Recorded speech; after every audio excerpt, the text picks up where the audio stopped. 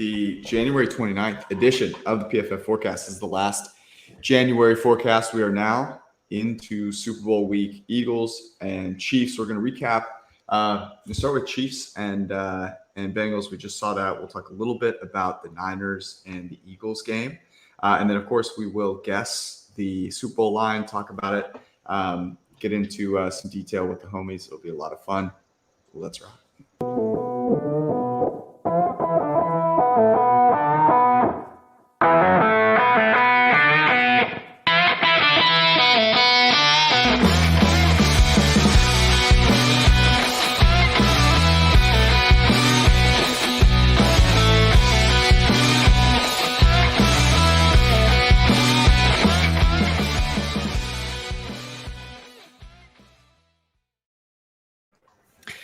Hey, I don't know if you guys know this. Okay, I don't know if you've heard, but it's Kelsey versus Kelsey in the Super Bowl. Hope you guys are excited. We will hear about that. We've heard about that probably 20 times already. It's also, I don't know if you guys knew this either, Andy Reid used to coach the Eagles. Oh God, I missed that. He's now playing. It's gonna be electric. All right, welcome everybody, members of the printing press who are joining us here. If this is your first time, welcome. If not, welcome back. We are going to start with a little bit of the game we just saw. So here's the question I kind of want to start with, which is, in your guys' opinion, I'll start with you, Brad, here. Like, did you come away from that game more impressed by the Chiefs and where they're going and where they're heading, towards the Super Bowl, or do you have more questions after watching them play in that game?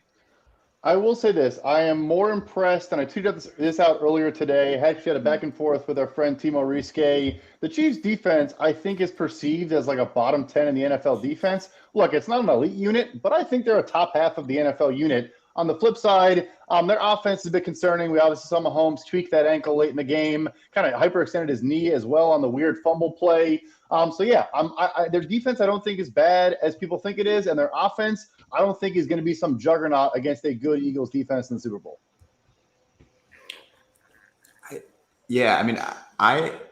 I was unimpressed with everyone aside from Mahomes and Kelsey, and I guess Chris Jones played tremendously well also, but they're going to be facing a very different offensive line. I don't know. I felt as though the refereeing, and obviously Bengals fans are going to be super butthurt about it the whole offseason. Aside from that last play was obviously a bad play by SI, but felt like they got every call in that game. And Mahomes was amazing, but there was some, I don't know. I would be concerned about it, going to the Super Bowl, what Andy Reid showed in that game. Arjun, what were kind of your takeaways after that?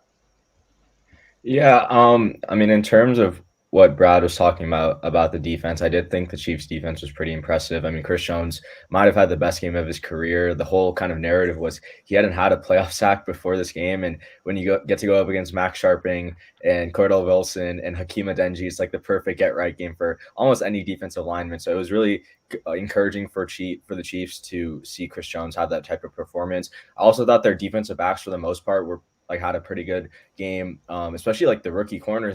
L'Jarius Sneed was, by PFF WAR, one of the top cornerbacks this year. I think he was top 10, probably in the 9 to 10 region. But when he goes out and you're bringing, I think it was Joshua Williams in.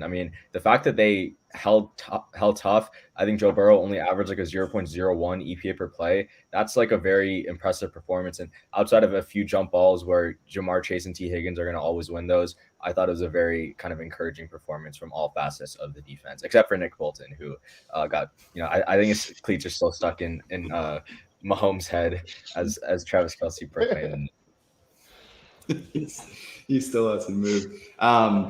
So I guess, Ben, from your perspective, there are some, you think about the kind of war of attrition. Eagles relatively healthy. The Chiefs lost all of their wide receivers. Right. Kelsey out there with back spasms. Isaiah Pacheco is functioning. And Marquez Valdez-Scantling. These two guys are just getting, kind of the ball fed to them, and they did a lot with it. Do you think this is something that going into the Super Bowl, Is that a recipe for success, or does that concern you against the Eagles? Like, what are your thoughts there? Yeah, it obviously concerns me. And like, Brad said, like, I do think the Chiefs have a pretty good defense. I also think like Steve Spagnuolo can kind of have some of these, not necessarily like outlier type games, but very much like matchup specific games that the Chiefs can very much take advantage of. And I think we kind of saw that against Cincinnati. So if we see maybe like an overreaction in the Chiefs direction, like, I think there are probably a lot of negative takeaways from this matchup as well. Like they were pretty sound in their secondary, but I do think a lot of that was the pressure situation. Like Arjun mentioned, like the Jarius Sneed injury is going to be pretty significant to their overall defensive outlook. But like they're not really going to control the line of scrimmage whatsoever against the Philadelphia Eagles team that has the best offensive line in football. So if they're not generating, quick pressure, like their secondary is going to be a lot more susceptible as well. So I think that's concerning. And then kind of like you mentioned, like the Patrick Mahomes has very much carried them. I think once again in this matchup, he very much carried them. They lost Kadarius Toney, they lost Juju Smith-Schuster, who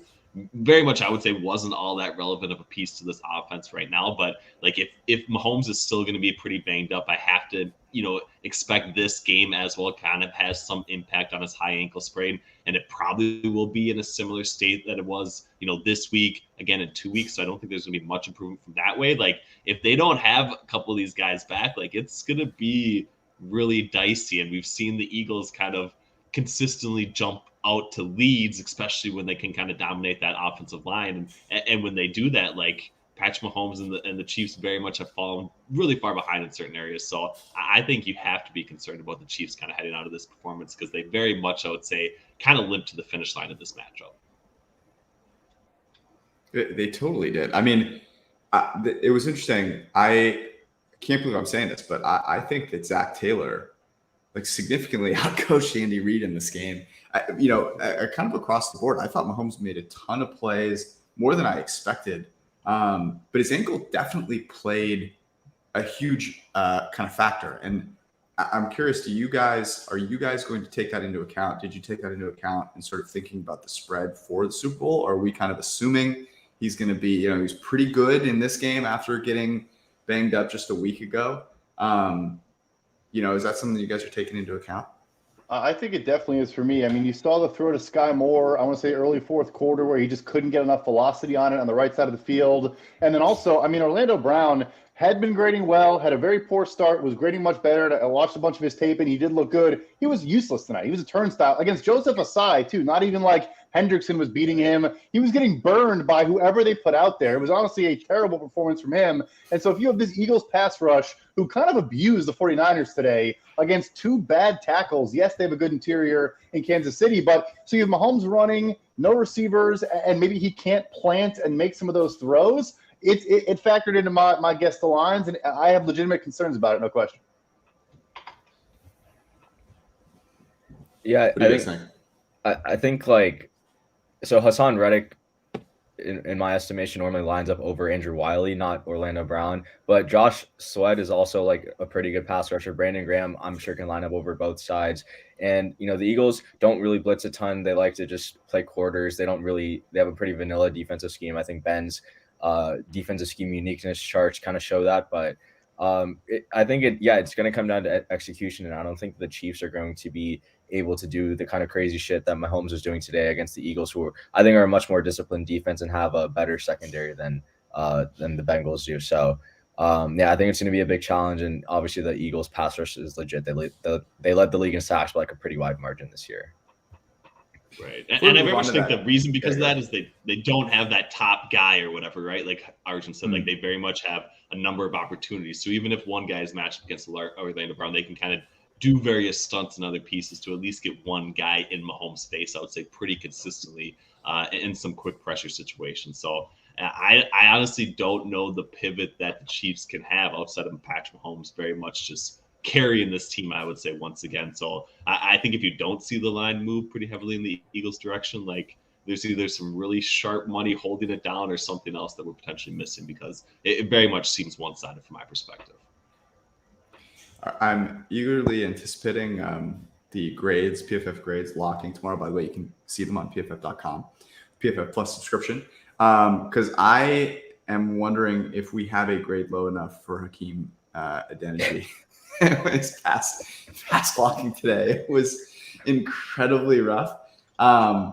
So I, before we move on to that last or that other game, some thoughts on the Bengals and kind of where they go from here.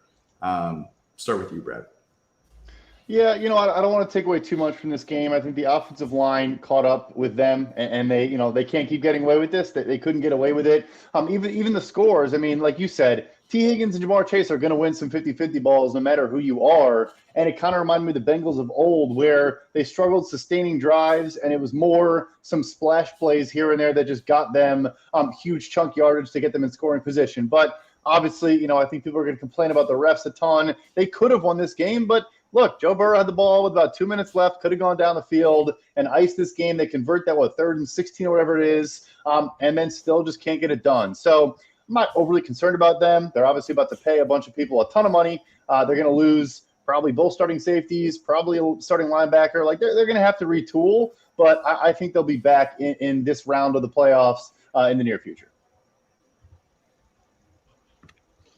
Yeah, I would agree. I honestly think this was like a much more needed victory for the Kansas City Chiefs side as far as this like legacy opportunity or to win, multiple championships. But I still very much think if you look at Cincinnati, kind of like Brett said, they're going to lose a couple guys along the defense. Maybe Lou Anarumo does get an opportunity, but it seems like he's going to be back in the fold. If he does, they should be able to piece together, some semblance of a top 15, borderline top 10 defense once again this year. So I think if they do that, like they have the playmakers once again offensively, if they can stay healthy along the offensive line, like they're very much right there with the Kansas City Chiefs once again, and probably playing in the same exact matchup that we saw tonight. So I think they're very much here to stay for at least the next few years. Once they do have some of the decisions to be made, on the offensive side of things, as far as paying players, like that's going to be when their window might feel like it's closing a little bit more than it is right now.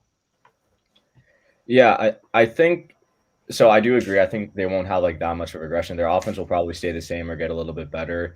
I do kind of think their record might not be as good, and because the Browns are going to get Watson back, they'll have a whole off season with him. Like he will be playing from week 1 and probably won't be as rusty. I mean, Lamar is probably going to be back with the Ravens, and their defense is given Burrow fits for this entire year. And then the Steelers, I know, Pickett isn't that great, but he showed some promise towards the end of the season. And, Tolman always has them at 8-9, 9-8. So it's like their division is going to be very tough. That might be the best division in football next year. So while I do think their team could be very good. Again, it's one of those cases of like the rest of the teams in their division are pretty good, and they're going to be playing another first place schedule, which it didn't really matter this year. They performed pretty well against the first place teams, but you never know. Like a first place team is a first place team, and most of them are going to be good going into next year. So I definitely think they'll be competitive, but their record, I'm not really too sure of how they're going to perform. Yeah, the AFC North point is a good point. I mean, there was the quote, this is kind of random, but there was the quote from the Steelers owner about how they kept Matt Canada, the offensive coordinator, because the offense got better. And I was like, did it really? They had a soft schedule. They were 4th in EPA per play from week 9 to the end of the season. So that shocked me when I saw it. But I think it's a very good point. Like, they are going to get caught up by some of the teams in their division. I mean, they skated by Tyler Huntley. If Lamar Jackson is back, or Trey Lance is under center for the Ravens, kidding. I think it is going to be much tougher sledding for them. I'm not going to call them lucky, but they've definitely gotten some breaks. They've also had some calls against them and whatnot. But I mean, look, this is the crunch time of, all right, can you do it again when you start losing a bunch of talent and paying a lot of guys? And can you get back there? I know Burrow said his window is his career. Historically, we have a lot of evidence to the contrary. So it'll be interesting to see, if they – Mahomes is also in his 5th straight AFC Championship game, 3 of those on a veteran deal. So it can be done. But and their front office has been aces. But it's going to get tough, no question about it. So he's getting paid this year, right? So he's going to get extended. So we're going to start to see that come into play. I mean, you'd figure like one of Higgins and Chase is gone at some point here.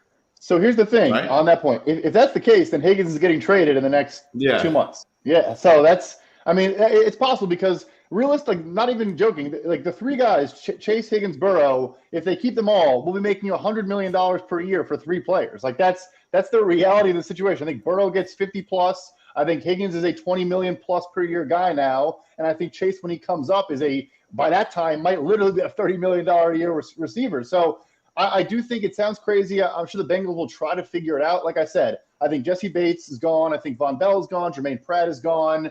I think all those guys are gone. But even still, T. Higgins, if someone offers, I do think it's like first and a second, maybe even a 2 first type trade. If someone offers it, Cincinnati's probably going to consider it more than their fans probably want to believe they would consider it. I'm taking 2 firsts for T. Higgins. Yeah. Are you guys? You guys saying no to that? Yeah, I would have a really hard time saying no to too late, even too late first, I guess, for T. Higgins right now. I do think he still is very much not proven 100% that he can carry that team or that load, I would say for sure. So I do think you go 2 first and you try and reset the counter, get another guy in a relatively, I wouldn't say top end, receiving class this year, but they could at least find somebody again in the second round that could very much play impactful snaps this next year. But I still think you try to keep the core in place for one more year. Yeah, look, I'm of the belief personally that no non-quarterback is really worth 2 first rounders. There's maybe a few, but I don't think T. Higgins is in that range. And as usual, my tweets got old takes exposed. I said T. Higgins wasn't doing much for the Bengals for the past 2 months, and of course he pops off 30 seconds after. But it's true. If you look at the last 2 months before this game, it was 30 yards, 19 yards, something, 120 versus the Patriots, and then a couple more 30, 20-yard performances. So it's, I thought he earned the wide receiver 1 money after the Titans game when Jamar Chase was out, and then he kind of slowly regressed a little bit. So I definitely don't think he's worth 2 firsts. A late first maybe, but if you're a team like the Bears or something where your first is probably going to be in the top 10 or top 15 this year or next year, I don't know if that's worth it for T. Higgins. But we've seen it work out with guys like AJ Brown and obviously there's other cases where it doesn't work out, but I definitely think T. Higgins has the talent to make 1 first rounder work, but I think 2 is a lot of draft capital plus the extension that you have to give up, and you're just never going to get surplus value on those deals. Yeah, I think that's one of the moves they have to think about making. The offensive line is still a nightmare. And even though Joe Burrow really improved, he was the highest graded quarterback on quick throws this year. You saw it still in this game. They lost the game because Hakeem Adeniji literally just got smoked. And so you've got to have better depth across the offensive line. One of the ways you can do that is by accumulating draft capital. But they've done a tremendous job of drafting wide receivers. I would continue to lean into that. Before we transition here, the biggest news for the Bengals after this game is that Eli Apple's mother deleted her Twitter account. So it's I don't think he's going to be retweeting a bunch of people coming up after this. Okay, let's talk briefly Eagles and 49ers here. So here's the question I have. We bet one of our locks of the week was a teaser with the Niners out to 8.5 and the Bengals out to 8.5 as well. The Niners lose, their quarterback after a couple of plays. Nick Bosa gets banged up. Warner gets banged up. They end up, putting Josh Johnson in there. I'm of the belief that Josh Johnson keeps that within 8.5, at least 10 points. Do you guys disagree with that?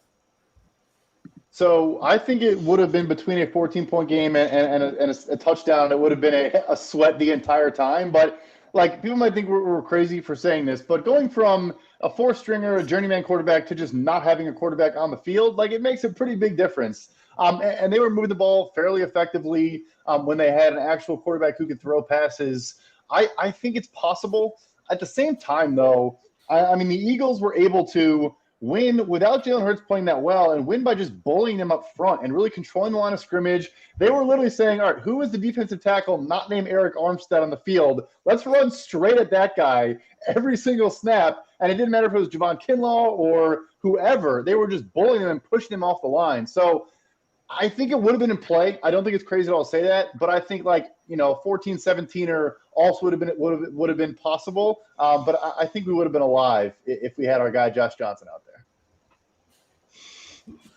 I think with Johnson, I was a little bit surprised early on that Shanahan wasn't using him in more like designed runs or zone reads or anything like that, especially because the weakest part of the Eagles defense is their linebacking room with Kaiser White and TJ Edwards. I think both of them are okay, but like they're not like a top of the market guys. So I definitely think Johnson could have kept it close. The Eagles' run defense is the weakest part of their defense overall. And if I think Shanahan leaned more into Johnson's strengths instead of trying to make him do what Purdy normally does, I think, we would have been live. And we did see the 49ers defense hold up. And I guess if it wasn't for that Josh Johnson fumble right before half, I mean, it really could have been live even if Purdy had to come back in the game. But obviously you can't play the butterfly effect game. And, the end result wasn't what we wanted there.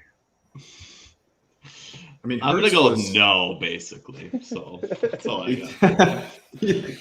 Hurts was is trending towards. We obviously review every single throw and every single play over again, but pending review, Jalen Hurts is gonna have a sub 60 PFF passing grade, had 120 yards throwing the football, missed that AJ Brown throw all the way down the field. You brought this up, Arjun, before we started recording. He just did not look comfortable. He was bailing from clean pockets left and right, and did not take advantage of what should have been a lot of opportunities with AJ Brown. Missed AJ Brown a couple of times we talked about. So that would concern me. The other thing is there's just a difference in terms of playing against Brock Purdy / hurt Brock Purdy / Josh Johnson / Brock Purdy back in the game, and Daniel Jones when you're up by 10, 15, 20 points, and then playing Patrick Mahomes, the Kansas City Chiefs. Like, this is just going from it's night and day, right? It's like different leagues that you're playing in. So that is pretty concerning to me, and I think should be concerning heading into the Super Bowl. Like, we've seen Jalen Hurts be really good all season, but he has been in some pretty advantageous situations because they played a very easy schedule, right? I'm not like trying to take shots at Jalen Hurts. I love Jalen Hurts, but we're in the Super Bowl now. So we got to decide who we think is going to win, who we think is going to lose. And, you're very likely to be in a kind of having to throw the football type of game against Patrick Mahomes. Absolutely. And there's a legitimate chance that Patrick Mahomes is the healthier quarterback in this game. Like, I think the narrative and the coverage of these injuries has been very different, but I think his injury was a part today because they're also the deep ball to Devontae Smith that was underthrown and got broken up by, I think it was Travarius Ward. Like, he had separation on that, and I just don't think Hurts got enough on it. His shoulder, I think, is a legitimate issue. I don't think he's like totally broken or anything, but I honestly think there's a chance Mahomes is the healthier quarterback in the matchup. And look, we're not taking anything against them. They had our second easiest strength of schedule against the entire season. I mean, that does matter. The Chiefs, going to San Francisco and put up 44 points on them earlier this year. I mentioned my concerns against the Eagles pass rush. I have them, but there's also the possibility that it just doesn't really matter if they can get the ball out quickly, which I think they did a good job of today, especially with the injuries. Just making sure Mahomes, a lot of time, it was kind of one read and get rid of it and not even let the pass rush from Cincinnati even really be a factor. Yeah. Sorry, George, you got it. I was just going to say, the interesting thing about the shoulder injury, high ankle sprain is an issue. And I don't want to pull a Bill Simmons here and be like, that one time I was playing pickup basketball and like I got the same injury. But shoulder injuries, first off, you have to give it a lot of rest. So you can't be throwing a bunch with a shoulder injury, right? That's like the first thing. And you obviously need to throw to your receivers. That's a decently important thing. So there's that piece. Like, you just can't get as many reps in. That's an issue. You got a couple of weeks break. They really haven't played much of a sweat of a game for a month now. And the second thing is that, my unmedical opinion is just that a shoulder is going to take longer to heal than an ankle. And so I think it both matters more from what it allows you to do as a quarterback. Now, Jalen Hurts is a little bit special because he has some wheels that other guys don't have. But I think that's a really good point. And the Niners are a very good defense. So I wouldn't take too much, away from the Chiefs are not going to be quite what the Niners are. I don't know. I think it's a really good point. Arjun, what were you going to say? Yeah, so I think what George brought up is a good point. Hurts wasn't comfortable in this game. He might not be healthy, and this is a trend we've seen from the Eagles throughout the whole season, and we saw it specifically in this game. At one point in this game, the Eagles had 8 carries or rushing attempts for 8 yards. And in the drive that ensued immediately after, they ran the ball on 9 out of 12 non-penalty plays. And like the 49ers were like the best run defense, second best run defense by EPA rushing success rate. And going into this game, I think my thought process was the Eagles were going to lean into the pass because they're so good against the run. And we saw that a little bit early on. But when the Eagles really needed a drive, when they really needed yards, they went back to the run, which has been the case in multiple games this year, whether Eagles fans or Hurts truthers will want to admit it. They've relied on the run. And I do think part of that is because the coaching staff, maybe I'm wrong about this, but like it seems like they think the run is more efficient. They think they trust the run game more than they do the pass game. Again, part of that could be Hurts being injured. Part of that could be just the 49ers defense is that good. But throughout, like after the first quarter, we just saw run from the Eagles, and it didn't seem like they truly trusted the pass game as much. And that's why Hurts, who started off with 10 or 11 pass attempts in the first quarter, only ended with 25 by the end of the game. Yeah.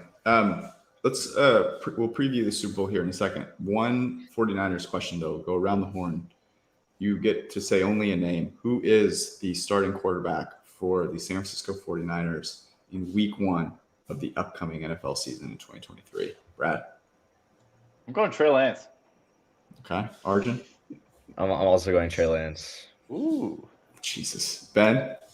I'll take Brock Purdy. Might as well, right? I think he wins at least out of week 1. Not saying he's the playoff starter though. Okay, you're all wrong. It's Tom Brady.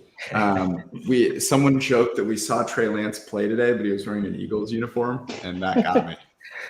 that was my second favorite joke of the day. The other was that Trent Williams had the only impressive throw by a Niners player. That was 100%. That was a nice toss from Kayvon Wallace. That was the ADOT on that was longer than any throw of Purdy's and Johnson's all day. All jokes aside, I think Brock Purdy might have a significant the UCL injury. Like he might get Tommy John. That was a bad elbow injury. It did not, and the reports don't sound very good. Coming out of the game. So yeah, we're probably all wrong. It'll be Jimmy G. Yeah, probably. They just need a durable quarterback at this point. Like they just can't keep rotating with these quarterbacks in season. I think that's the biggest thing. That selling point for Brady, just he doesn't miss games, and like Jimmy's missed games, Purdy's now going to miss games, Lance's missed games. But yeah, the timeline did seem like it was either like a 6-week recovery without surgery, or it's probably going to be Tommy John, which is what, like a year and a half, and there goes all your surplus value that you potentially could have had with Purdy as your starter. He still already earned, I would say, not even kidding, he probably quadrupled his contract, if not, probably more so, probably 20 times his contract already. Yeah. It'd be a fun thought experiment. Go ahead. I know. I think I looked at that like right after the regular season ended. I think he, based on this season alone, he earned around like $9 to $10 million of surplus values, which is, again, more than his contract already. So he's already done enough for the 49ers. Now he can chill if he needs to get surgery. Okay, let's get to the Super Bowl. Before we do, quick reminder that if you are looking for a place to bet on the Super Bowl, may I recommend DraftKings. A lot of new places that are opening up to bet on sports, including Ohio. So if you haven't signed up for DraftKings yet, do so. Use promo code PFF, bet just $5 to win $200 in free bets at DraftKings Sportsbook, an official sports betting partner of the NFL. We're going to drop a few bets, at least, that we like on the Super Bowl to get in early. So you can do so and do so at the DraftKings Sportsbook. Download the DraftKings Sportsbook app right now. Use promo code PFF when you deposit. New customers can bet just $5, and existing customers can take advantage of all of the Super Bowl boosts that DraftKings will drop throughout the next couple of weeks. Minimum age and restrictions apply. See the show notes for details. Also, Underdog Fantasy, they run some awesome contests throughout the season, and that includes their Super Bowl contests. So you go to UnderdogFantasy.com, download the Underdog Fantasy app, use promo code PFF, and they will double your first deposit up to $100. So get that in quickly so you can take advantage of it for the last contest of this NFL season with the Super Bowl. And last but not least, our friends at Western and Southern, you've got a little cash on you because you printed with the press this week, then you want to make sure you put it to work for you and your family or whoever it is that you care about. You can set up a game plan to accomplish whatever financial goals you have, whether it's saving money, saving for a house, saving for a kid, if that's your thing, whatever it is. westernsouthern.com/PFF to set up a game plan for your money today. All right. Members of the printing press who are here joining us live, we appreciate you. If you haven't signed up, gotten involved in the PFF Printing Press Discord yet, you need to. We've got some swag coming people's way. I got in the design studio this week, and stitch by stitch, I put together some incredible looking hats for the folks. And they're only available to people that join the PFF, the Printing Press Discord. The link will be, we tweeted it out. It'll be in the description here for the show as well. And we're giving more out every 100 people that join. So get involved before the Super Bowl happens. Get yourself a hat and profit. All right. Chiefs and Eagles. I think we've all kind of seen the spreads come out, but just to kind of see where people's heads are at, let's go around the horn and give your initial, what did you think the line should be kind of initially, unencumbered by what you've seen afterwards. And then we'll talk about what it actually is and what plays are going to be there. Brad, let's start with you, and then we'll go Arjun and Ben. Yep. Eagles -1 was my thinking. I went Eagles -1.5. I went without any injury considerations for either quarterback. I went Chiefs -2.5.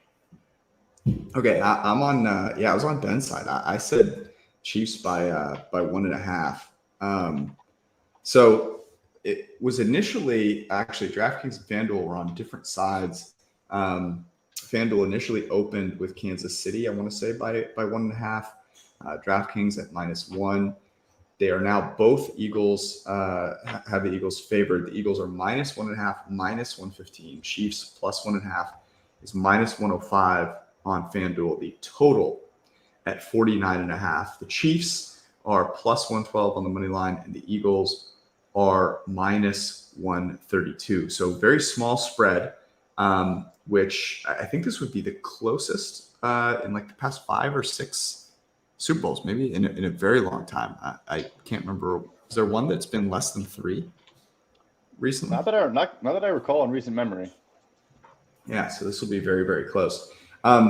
Okay, let's start with you, Brad and Arjun. You guys had the Eagles favorites. You kind of agree with this. Total 49.5.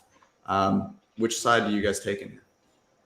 Yeah, so I would lean the Chiefs. I'll just explain the reason why that was my initial line. And George, you touched on it earlier in the show. And I don't know if I've discussed this on this show before, but I now look at coaching when we just talk about coaches, and there's the Monday to Saturday components of coaching, and there are the Sunday components of coaching. I think Andy Reid might be the greatest Monday to Saturday coach, one of the top 3 guys ever, but he had a lot of Sunday issues today. And look, Sirianni is not the Monday to Saturday that Andy Reid is, but he consistently makes good decisions. That 4th and 1 on their own 34-yard line today, where they go for it on the QB sneak, the most cheat code play in the NFL, and then drive them and score a touchdown there. I want to say that was make it 14-7, and then they get the turnover 21-7 before halftime, basically ball game. That's going to impact this game potentially. And I think with the injuries of the Chiefs and just Reid's trepidation to a degree, like that swung me from a pick 'em to going towards the Eagles. All that said, if this gets, it's actually 2.5 on my DraftKings. So I don't know if it's a state issue or why we have different spreads there. But if this gets the Chiefs +3, I'm hammering the Chiefs plus a full field goal. My favorite takeaway, though, is the total is too high here. I think both quarterbacks, like we said, are not healthy. And I think the Eagles defense, yes, you can attack them over the middle a bit. I don't think it's a great matchup against Kelsey. I think you can throw on their backers a little bit. I thought Kaiser White had a good game today, and Edwards was solid as well. And Chauncey Gardner-Johnson will come down and play him a little bit. Long answer short, though, I just think it's not going to be that high scoring of a game. I think the teams are going to keep things in front of them. It's going to be a little bit physical, and I don't see over 49.5 here in this game. Yeah, I don't really have a play on the total, but I would back the Eagles in this game. I'm not saying it exactly gives me Bucks Chiefs vibes, but this Eagles team is just so well rounded. And the Chiefs lost Kadarius Toney, McCall Hardman, and Juju Smith-Schuster to injury tonight. And I mean, they're gonna have 2 weeks of rest, so they'll probably be fine by the Super Bowl. But this Chiefs team is like really banged up. And again, the way the Chiefs won today was because of their defensive line, like playoff Frank Clark, Chris Jones, Mike Dana. I know Landon Dickerson left the game due to injury. I've seen hyperextension, which means he can play with a brace. So I think he should play in the Super Bowl. Like Chris Jones, the only matchup he'll probably be able to win consistently is against Isaac Seumalo. But otherwise, the Eagles can just, double team him with Kelsey and then just leave Dickerson one-on-one. So I don't really see a matchup advantage for the Chiefs on defense. They're going to have to play a lot of single high because you need the extra guy in the box to stop the run. And if you go to single high against the Eagles, A.J. Brown will just beat you deep one-on-one, which we've seen multiple times. They will be in a dome, so hopefully Hurts' deep ball accuracy comes back to life instead of what we saw today, which, kind of burned us on a couple bets. But we'll move past that. And on the other side, I just think that the Chiefs offense, like it took so much Mahomes magic for them to even grind to get 23 points. And I do think this Eagles, I think the Eagles defense is great. I don't know if it's like elite. We haven't really seen them put like an elite performance together against like a really good offense. Like we've seen them like let up 30 points to teams like the Lions and the Cowboys at times this year. But I think their corners will match up well. I think they have the ability to double Kelsey. And I don't really know if there's a matchup advantage for the Chiefs. And again, like we talked about earlier in the episode, like Orlando Brown and Andrew Wiley ranked 2nd and 4th in pressures allowed in the regular season. So Josh Sweat and then Hassan Reddick should have, great days. And then whatever Fletcher Cox and Hargrave do on the interior is just cherry on top. So I think there's just a lot of matchup advantages for the Eagles in this game. And I think they're just the more well-rounded team and win a lot of the small edges in the win probability department via coaching. What do you think? I think it's really hard, obviously, to disagree with any of that. The only matchup advantage that the Chiefs have is very much Patrick Mahomes, right? Whether he's at 80%, 85%, 90%, like he's going to need to be the one that has a chance to win them the game at the end. And maybe he's coming from behind. Maybe it's a tie game or something like that. But we saw that once again tonight. Maybe it wasn't the script that everyone kind of wanted it to play out with. But if you're telling me that this game's going to be tied with 3 minutes to go in the fourth quarter, I very much think the Chiefs are going to win this game. And that's kind of the direction that the spread is at least initially telling us, like Brad said, if it gets out to +3, that's obviously going to be a pretty big hammer spot for the Chiefs, in my opinion. But to me, the injury situation very much kind of needs to get fleshed out, I would say, before I was going to be comfortable locking into the Chiefs side of things, because it seems like with what is kind of pending out there as far as what we know and what we don't know from that perspective, it really could only probably be, it could only turn out worse, I would say, for the Kansas City Chiefs, because right now we're kind of in limbo. Maybe we expect 1 or 2 receivers to get back, but I think they absolutely have to have somebody from a playmaking perspective at the wide receiver position in order to kind of at least take any sort of advantage against the Philadelphia Eagles. So I'm waiting on the spread with, like Brad said, I like the under a lot, under 49.5. I also think there's some under 24.5 with the hook first half numbers, especially at DraftKings. I know it's juiced to -120, but we're going to see a choppy start. Obviously, there's a lot of things happening in the Super Bowl that don't happen in any other game. Led to a lot of previous unders happening. I don't think a game's gone over since the Patriots game, basically in 2018 or 2019. So I think it's under to start, under 24.5, above that key number 24. I think that's got to be my favorite early second week play or whatever that we can get so far. Yeah, I see 24 on my FanDuel. It is crazy that you can see different lines across, because every state's a little bit different.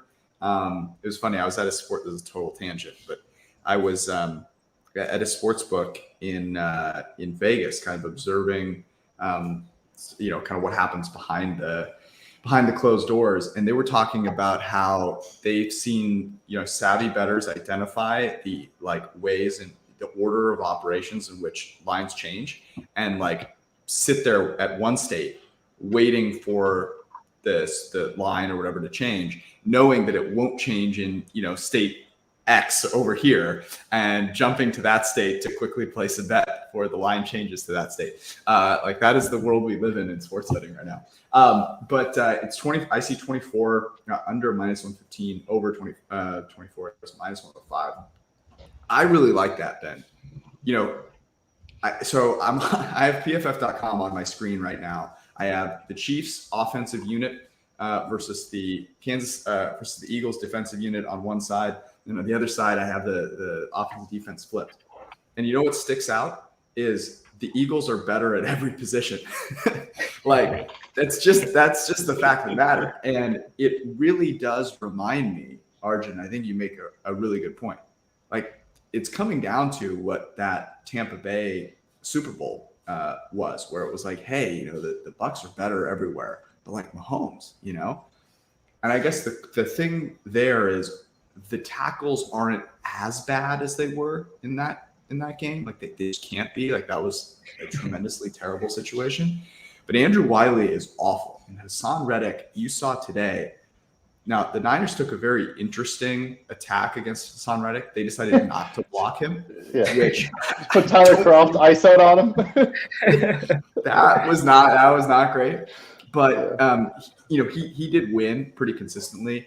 Josh Sweat, also top 10 graded edge defender. So these edge rushers are really good. And, that's going to pose a big problem if the ankle is not, maybe it's 90%, maybe it's 80%. You look at the outside, I mean, the Chiefs have nobody there. I think Eli Apple poses way less of a threat to Marquez Valdez-Scantling than Darius Slay does out there. I think Darius Slay's mother still has a Twitter account as well. And then you flip to the other side and you look at the offensive line for the Eagles. And I think this is my big takeaway, right?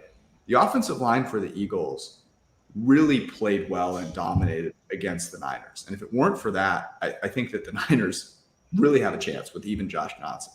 But this is like a polar opposite situation to what the Chiefs just faced today, which was a Bengals offensive line that is absolutely disgustingly bad on the road in Arrowhead.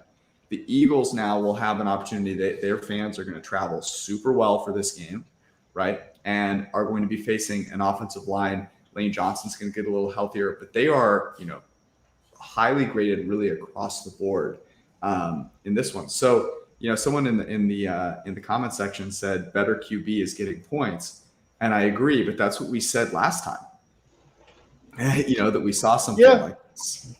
No, it's entirely valid. And I think it's also like a huge game script game too, where look, if the Eagles get up in this game and we do need to see hero ball from Mahomes throwing to just Travis Kelce and dudes, and the Eagles might have 6 yards of carry against this Chiefs defense. I mean, they're just the way Kelce was able to get out and just get to the second level and double team guys. And I mentioned Dickerson. If he's not healthy, that is, it's a decent injury. But they have Andre Dillard, who's a good backup offensive lineman. Like you have Cam Jurgens, their second round pick, who's come in a little bit. Could be botching the name there. Like they're so deep, they're so good. I agree. They're probably better at most positions. Maybe I'm falling for the same trap as the Bucs game. But I don't know. Hurts scared me a little bit today. It was not pretty. But I don't know how much does Hurts need to do in this game, right? And that's the question, right. It's very much it seems like the opposite, where it's Patrick Mahomes versus everybody else for the Eagles or something, right? And can he kind of make up that difference? Because like the Hurts movement is going to be just a very defined range, I would say, at this point. So what is interesting is the whole season. Sorry, real quick. It's very interesting. The whole season, I feel like Mahomes has been so much better than he was last season. And, they got rid of Tyreek Hill. And this will be the ultimate test of that, right? Where, he's out there with MVS as his number one receiver. Everyone else is injured. Juju's injured. Tony is injured. And he still manages to get to the Super Bowl. And in this game, if he can do that in this game, we need to do something, like some sort of statue needs to be erected in the Hall of Fame or something. If Patrick Mahomes wins this game with this set of wide receivers, this may be one of the greatest quarterback seasons we've ever seen. I think for all of the foibles that the Chiefs had today, and Andy Reid really tried hard, Mahomes was amazing on one ankle. And if he's able to beat this team, which is so well-rounded, without Tyreek Hill, without any of the other receivers, that would be really impressive. I'll just say one thing, though, for Kelce, that is not an area of strength for the Eagles. Sub 60 PFF grade when covering tight ends this year. They have some guys that can move around, but I mean, that is going to be where they're going to have to live, right? And I'll be, the 2 weeks to prepare. If I'm the Eagles, I just put 3 guys on Kelsey and go, let these other schmucks beat me. Which you can't. Like, you realistically can. You can bracket him with Chauncey Gardner-Johnson. I think Avonte Maddox played physical today and was like really laying some lumber. He had a couple nice hits on Kittle. Kittle did a couple things today, but yeah, I'm surprised that they grade that poorly against tight end. But like you said, if you can allocate a lot of your attention to tight end and nobody else, it'll probably work. I will say, I was going to say earlier, this conversation just makes me like the under even more the more we talk about it. Right. Is it moving at all? Not that I've seen yet. Still see 49.5. No, I did see that Circa opened it Chiefs -2.5 though, and it's completely swung on Circa now to 2.5 on the other side. So there was at least some initial consensus from books, at least, that the Chiefs were the correct opening side to be favored or whatever. It has very much, I would say, gotten a bunch of market resistance since we've been on the air or whatever, which is definitely interesting, initial reaction. Yeah. What about are there any other matchups? I guess it was kind of started diving into this that that you guys are looking at or thinking about, and maybe some props that we could take advantage of or be ready for them. I would expect props to come out pretty soon this week, right? Like, I think books have gotten pretty good at getting those priced out. So, what anything that you guys are noticing? So I will say right away, and this was a spot that I actually liked from the simulation perspective, but we also saw Isaiah Pacheco get 6 targets here, especially in the latter half of this game. Mm-hmm. If you're concerned at all about the Chiefs, wide receiver situation, maybe you do want to wait for the injury news or whatever. But if that breaks poorly, like, Isaiah Pacheco is kind of like their second best offensive piece outside of Travis Kelce, I would say, from, not only like the rushing ability, but also like some yards after the catch plays. Broke that one tackle where all 3 Bengals defenders were kind of around him to get the first down. So he's very much a guy that I think is going to open up probably lower than he should, because there's still this idea that Jerick McKinnon is very much the receiving back, and he does get the majority of like the 2-minute drill and long down distance work. But if you expect a lower ADOT game for Patrick Mahomes, I think Isaiah Pacheco receiving yards specifically is very much a spot that I like quite a bit. Yeah, I think just thinking about the way Eagles play defense, it's a lot of too high, it's a lot of zone, a lot of quarters or cover 6 where the flats are kind of be open, like just going to be open, and that's where Pacheco's kind of like he chips and then he just rolls out into the flat. Right. We saw Mahomes kind of take those checkdowns at various times today. He had a good, I think, internal timer today where he was going through his progressions, and then after his timer went off, it was just check down to Pacheco. So I definitely like that play with Ben Pacheco over receiving yards. And just, again, the Eagles linebackers are like the weakest part of their entire team. So it wouldn't surprise me if the Chiefs ran some screens to get Pacheco more involved and to put the Eagles linebackers in conflict, which is something we saw a little bit from the 49ers today. I think another running back I like in a combo rushing and receiving prop is Kenneth Gainwell for the Philadelphia Eagles. I think part of it was game script today. He out-carried Miles Sanders and out-targeted him. He's always going to out-target him, but also had more carries. Like I said, Sanders had more early on, and then as the game got out of hand, Gainwell got more and more. But they've clearly had a lot of faith in him. They've been going to him a ton, in the latter half of the season. And I think you talked about, Nick Bolton's cleats are still in Burrowhead at Geha at Burrowhead Stadium. Willie Gay was getting his hamstring worked on. I'm sure he'll be fine by game time. But they are not particularly great at covering out of the backfield. They both got better this year in coverage grade, but they've always kind of been a little bit tight in the hips and not great on shifty guys out of the backfield. I think Gainwell, and then in particular too, if you are betting on maybe this is an Eagles game. It's not going to be Bucks-esque, but maybe it is kind of a multi-score lead for them at some point. Then the game script is going to be heavily in your favor, and they're going to give him a lot of touches as the game goes on. One of the bets that we really liked this week coming in, I think, Brad, you called attention to this, and members of the Printing Press Discord reacted appropriately, which was Mahomes over completions and ended up betting over attempts as well. And I mean, he sailed over both those numbers. But you think about the recipe here, they they're going to have to throw the ball quickly once again today, or once again in the Super Bowl. Pacheco, it was interesting. I mean, I thought they were going to go to McKinnon. They did not. They obviously had a ton of faith in Pacheco, and he showed why. Like, the dude was an absolute horse.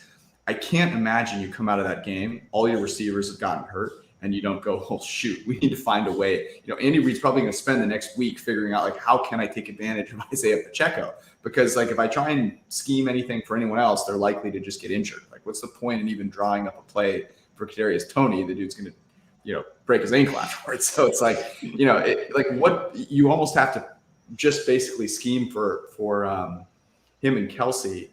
So I think that could be another area, especially, you know, kind of liking the strengths that the Eagles have. They use those to get up. You will then see Mahomes have to throw the ball. The Pacheco one is a good call as well. What's the deal with Snead? So he went into concussion protocol. Is that right? Yeah. I think it was concussion protocol is basically what it looked like. So I mean, in 2 weeks he probably should clear. I don't think he has. I don't think he has any like previous ones relatively recently, so I would expect him probably to be back and in the full, which I think, you know, very much is obviously going to impact how the Chiefs actually approach this game from a defensive perspective. Yeah, that's a good point. Dallas Goedert actually was a fairly big part of the game plan today for the Eagles. Did not go over his yardage prop. The Chiefs 12th in PFF grade covering tight ends this year, so not nearly as good as the 49ers have been. They don't have, I mean, we mentioned Nick Bolton. They don't really have anyone that can quite move like Fred Warner, obviously. So I think that's an interesting place to look at. But I've got to think that the Eagles come out and run the crap out of the ball. So, you know, you mentioned Kenneth Gainwell. Miles Sanders looked good. Boston Scott scored a touchdown. But I think this would be a place where I might look for Jalen Hurts rushing yards and or carries and attempts. I mean, you saw Joe Burrow get loose a couple of times here, but I got to think they're not going to want to expose his arm. Because if you notice, like if he comes out and he throws a couple and it's like, oh, shoot, then, you know, you're going to sell out and make him throw the ball at the beach.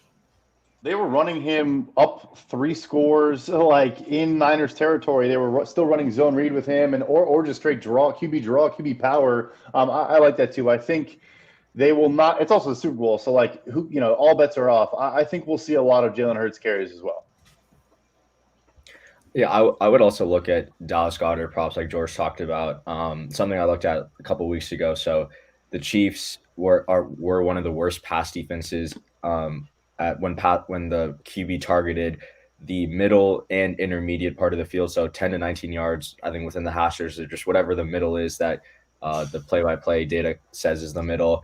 They allow a 1.06 EPA per dropback and an 82% success rate when opponents target the intermediate and middle part of the field, which that's the Dallas Goedert range for this Eagles offense. I guess it could be the A.J. Brown range, but I feel like we've seen A.J. Brown work more towards the sidelines and in the shorter part of the field. So, you know, whoever is a film grinder and wants to chart whoever the Eagles middle of the field guy is in the intermediate part, just take their over on receiving props, because I'm sure a smart organization like the Eagles will look at something like that and realize like that's the Chiefs' weakness and try their best to exploit it throughout the whole game. There's no doubt about the Eagles will know that is the case heading into this game. There's no doubt about it. I doing the work early for the people. So anyone that's been around for a little while will be a fan of. Every Super Bowl, we get the syndicate together for the national anthem. We pool millions of dollars together, and we get it down across all states and locations that accept money on the national anthem. That is a joke, by the way. But it is a fun thing to bet. Chris Stapleton is singing the national anthem. So I am searching for Chris Stapleton national anthems. I do not see. Their signal. If anyone finds some YouTube videos or anything like that of him singing the national anthem previously, there is some signal there. I can tell you I want to say 3 of the last 4 years. You take an average of what you find online. And they tend to have a pace that they stick to when they sing the national anthem. So What's interesting hypothetically, here, that's I'm purely not speaking seeing. hypothetical. I'm not seeing any Chris Stapleton national anthems. Now, maybe I just need to do a little Guy more. hates more America. work here. What Yeah. That's interesting. So Luke Bryan, it was, I want to say, a country singer that has sang it recently. That may be something to look at, but this could be interesting. Maybe there's some there'll be some some trouble for the books in setting this line without a historical reference for Stapleton. You bring up a really good point. There might be some genre correlation there as well with the country music singers that we could look into. But wasn't I think like a couple years ago for the Chiefs 49ers game, like there was some pre-recorded timings that came out or something that we were at least privy to from the printing press perspective, at least a little bit ahead of when the market was the market became aware of it or something like that. So we'll see if we can get some of that information as well. If you live in Glendale, and you're within earshot of the stadium, just don't be a stranger, all right? My phone number is.